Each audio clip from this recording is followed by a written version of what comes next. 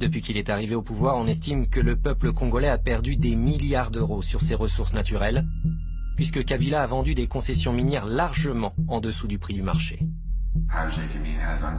À plusieurs occasions, Gécamine a vendu des parts qu'elle possédait à un prix bien en dessous de la valeur du marché à des sociétés offshore qui les ont ensuite revendues à un prix bien plus élevé.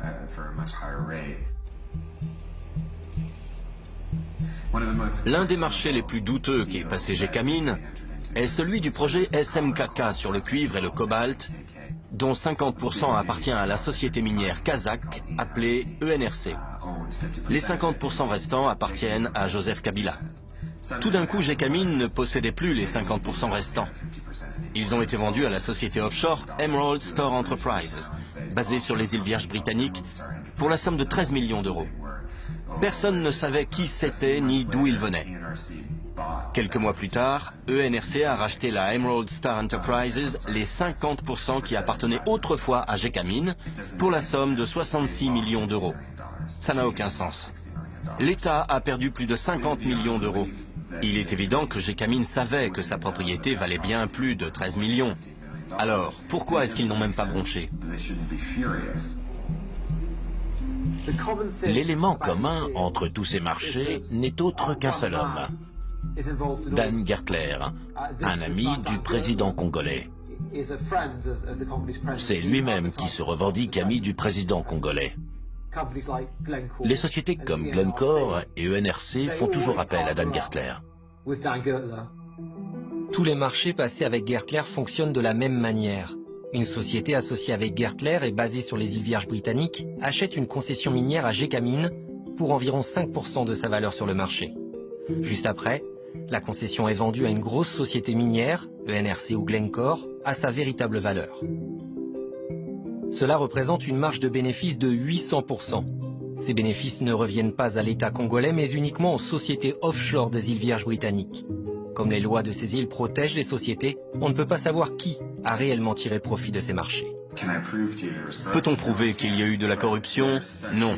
Mais il y a une telle différence entre ce que le gouvernement déclare avoir reçu, ce que la société affirme avoir payé au gouvernement, et ce que la société a vraiment payé. On ne connaît pas les montants exacts. Ce n'est pas normal, et pourtant on voit ça depuis toujours. Le chiffre d'affaires annuel de la société ENRC basée à Londres s'élève à plus de 3 milliards d'euros. Celui de Glencore, également basé à Londres, s'élève à plus de 2 milliards d'euros. Dan Gertler fait désormais partie du classement des nouveaux milliardaires de moins de 40 ans. Combien est-ce que le Congo a véritablement perdu? Nous n'avons pas toutes les données, mais en analysant simplement 5 marchés de ce type qui ont été passés, on estime que le Congo a perdu au moins 1,2 milliard d'euros, uniquement sur ces 5 marchés-là.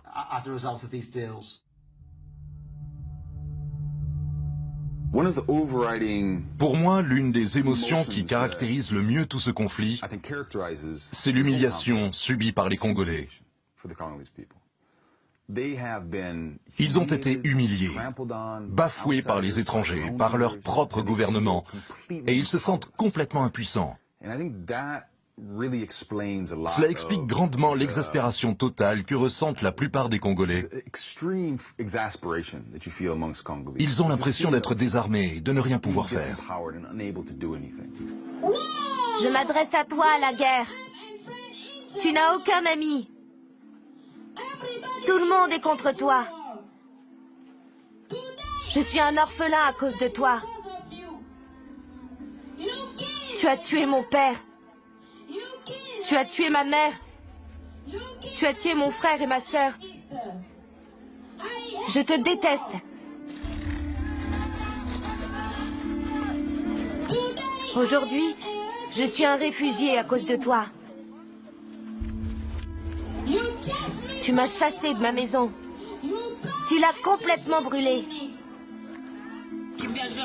On a dû fuir à cause de tous les coups de feu. Ça fait 1 mois et demi qu'on est ici. On meurt tous de faim. Il n'y a aucun espoir ici. J'ai le cœur meurtri. Il n'y a pas de quoi être fier. Mais tu n'as pas gagné. Toute ma famille se bat contre toi. mon village se bat contre toi. Et le monde entier hurle « Non à la guerre! Non à la guerre! Non à la guerre !» Je m'appelle Samuel.